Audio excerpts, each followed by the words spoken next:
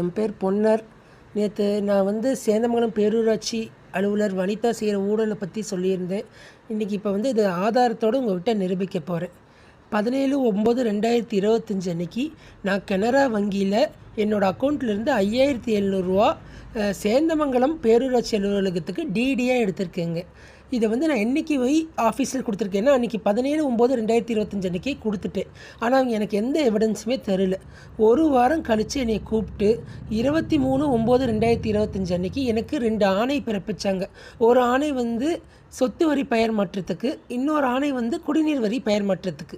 இதில் நீங்கள் நல்லா கவனித்து பாருங்கள். இந்த சொத்து வரி பெயர் மாற்றத்தில் இந்த சேந்தமங்கலம் பேரூராட்சி செயல் அலுவலர் அவர்களின் செயல்முறை உத்தரவு கீழே கோடு போட்டிருக்கும், முன்னிலை ஜி வனிதா கீழே கோடு போட்டிருக்கும், ஒரு QR கோடு இருக்கும்.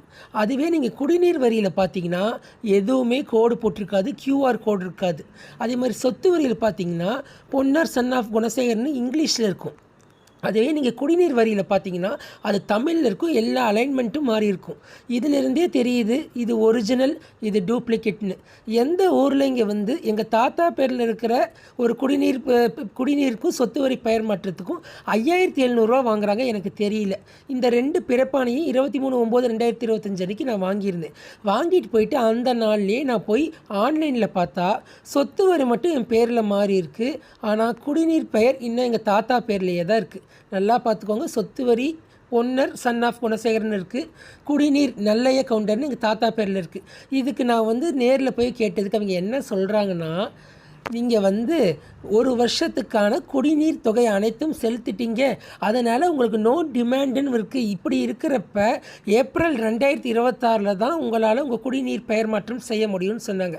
அதே தான் நான் கேட்டேன். இங்கே பாருங்கள் மேடம், நான் கூட தான் சொத்து வரி ஒரு வருஷத்துக்கு கட்டிட்டேன், நோ டிமாண்ட் இருக்குது. அப்போ சொத்து வரி மட்டும் எப்படி மாற்றினீங்கன்னு கேட்டால் அவங்க பதில் சொல்லலை. நல்லா பார்த்துக்கோங்க. என்னோடய சொத்து வரி எண் 3980, குடிநீர் வரி எண் 856. இப்போ அவங்க எனக்கு எந்த பில்லுமே தரல.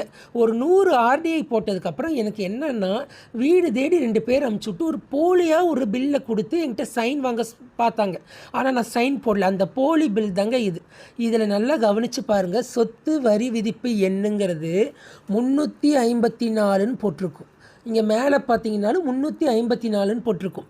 என்னோடய சொத்து வரி எண் இங்கே பாருங்கள் 3980. ஆனால் இவங்க நான் கண்டுபிடிச்சி இங்கே பண்ண ஊழலை கேட்டதுக்காக அந்த 354 பேனாவில் அடித்து 3890ன்னு மாற்றியிருக்காங்க. அதாவது பண்ணுற ஊழலை கூட சரியாக பண்ண தெரியல இவங்களுக்கு. ஏன்னா என்னோடய சொத்து வரி எண் 3980.